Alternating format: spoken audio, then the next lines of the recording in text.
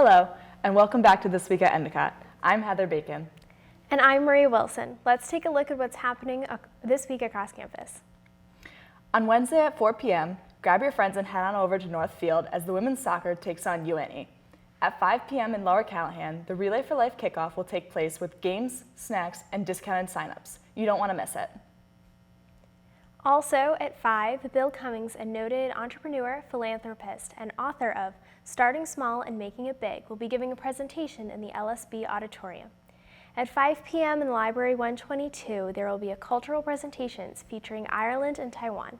Head over to learn more about some of the amazing cultures from around the world.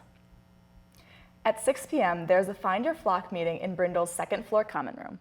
This week's theme is mindfulness. Also at 6, there will be a Vagina Monologues interest meeting in the LSB 130. At 6:30, DECA will be hosting a meeting in the hospitality suite. Learn more about DECA and put your skills to the test with a mini Shark Tank game while networking with others. At 7 p.m., support your fellow Gulls and head over to North Field, where men's soccer will be going head-to-head against UNE. Also at 7 p.m., women's volleyball will be taking on UNE in the McDonald Gymnasium. Let's go Gulls! At 7:30 p.m., head on over to the amphitheater to enjoy some yummy s'mores with the Outdoor Adventure Club. This is a great way to meet new friends and learn more about their exciting club. Also at 7:30, CAB is hosting a Halloween movie night in the Gullies movie room.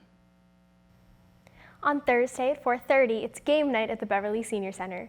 Spend the evening enjoying some quality time with the elder adults and playing some good old-fashioned board games. Transportation is provided and you can sign up through your Blue Buzz email. At 7 p.m., CAB is presenting Fall Fest in Lower Callahan. Grab your friends for a fun night of psychics, photo mugs, candy apples, pumpkin painting, and much more. Also at 7, LSB 130 will be hosting the PAC Issues Forum with this week's theme of issues affecting college students. Come join them and make your voice heard.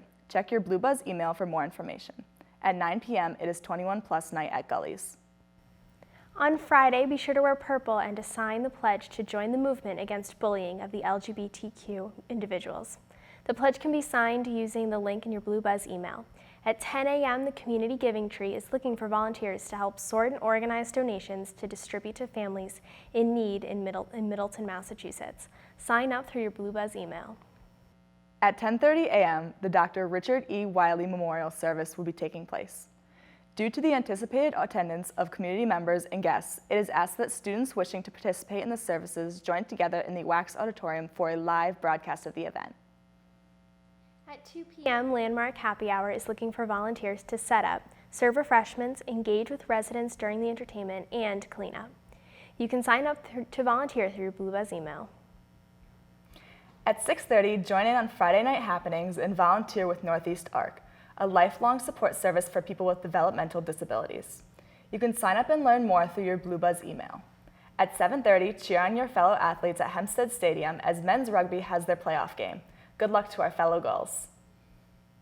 On Saturday at 12 p.m., men's soccer will be taking on the Rochester at Hempstead Stadium.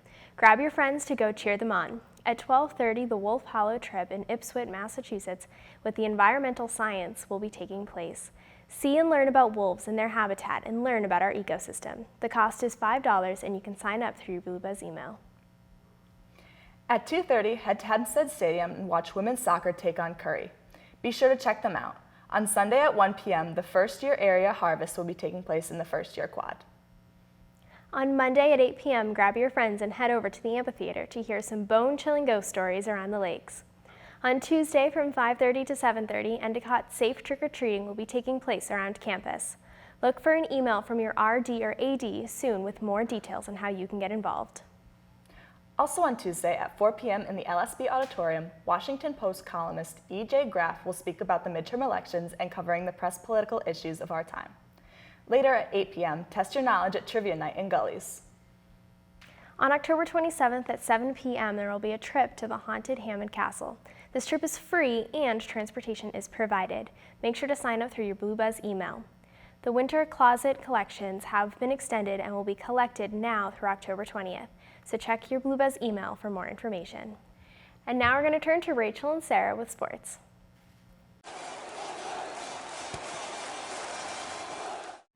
Greetings, Gulls, and welcome to EC Sports. I'm Rachel Galante. And I'm Sarah Stockbridge. Here's a recap of how our teams performed this week. The Endicott men's cross-country team posted a 7th place finish out of 19 teams at the Suffolk University Invitational on October 12th at Franklin Park. The Endicott women's cross-country team also competed at the Suffolk University Invitational, and they finished 2nd overall out of 19 teams. The Endicott field hockey team saw Addie Williams earn CCC Rookie of the Week. The team defeated Western New England University 5-0 on Rainy North Field on October 13th. Prior to the game, Endicott seniors Cameron Molinar and Maggie O'Reilly were honored for their contribution towards the field hockey program and Endicott College community. Endicott football student athletes Shay McManaway and Nick DiCarano have earned CCC Football Weekly Awards. McManaway was named the CCC Football Offensive Rookie of the Week for the 2nd time in his career, while DiCarano garnered Special Teams Player of the Week accolades for the 4th time this season. In Endicott's 66-38 win over the University of New England on October 13th, McManaway did damage as a wide receiver and also as a quarterback in Endicott's big conference win over Northeasters. Meanwhile, DiCarano recorded 12 points in the Gulls' victory over UNE. After leading the Endicott women's soccer team offensively during a 2-0 week, junior Catherine Elkas has been named the CCC Offensive Player of the Week. The team traveled across the harbor to take on North Shore rival Salem State on October 15th and returned home victorious, winning by a 3-0 final. With the win, Endicott improved to 7-4-4 on the season. The Endicott men's soccer team traveled to Wentworth for a CCC matchup on October 13th, and the Gulls came away with a 3-1 victory. Both teams were held scoreless until late in the second half when Connor Cochet and Dario Newcomb scored in the 84th and 87th minute, respectively, to give the Gulls a victory. The Endicott women's tennis team concluded play on day 2 of the New England Women's Intercollegiate Tennis Tournament on October 13th at the campus of Mount Holyoke College. In the B main draw, Endicott's pairing of Haley Barnett, Riley Fitzgibbons, and Greta Hartman fell to Mount Holyoke in doubles and both single rounds. Meanwhile, in consolations play, the Gulls pairing of Alexa Barmore, Alexi Lozano, and Kara McCormack fell to Wheaton in doubles and also in one singles matchup. However, Barmore claimed an 8-1 in her singles matchup to highlight Endicott on the day. After a week that saw the Endicott women's volleyball team knock off the number 2 ranked team in New England with a 3-0 sweep over Springfield, Mackenzie Kennedy and Emma Mancini have been named CCC Libero and Player of the Week, respectively. The Endicott women's volleyball team split a pair of non-conference matches on October 13th, sweeping Springfield 3-0 before falling to UMass Boston 3-1. That's all we have for you this week, Gulls. Thanks for tuning in. Go out there and support our teams. And here is Get Agricultured with Amy. Hello, and welcome back to Get Agricultured. I'm Amy Couture, and this week we are going to talk about pig racing. Pig racing is a non-betting sport at country fairs that is purely for entertainment. Juvenile pigs race around a small enclosed dirt, artificial grass, or gravel track. Pig racing is mostly popular in the southern states, spreading from North Carolina to Texas and Texas to Florida.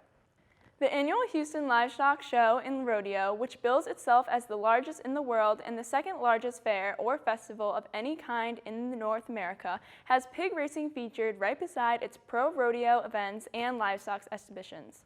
Also, in Minnesota, their baseball team, the St. Paul Saints, hosts their own pig races at the stadium during some of their home games. Sit tight for a short video I created of my home country fair pig race.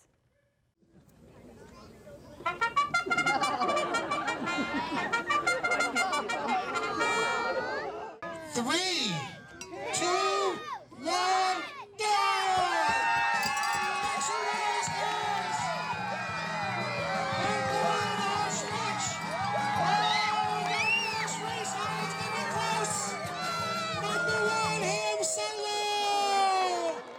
And that's all I have for you on this week on Get Agricultured.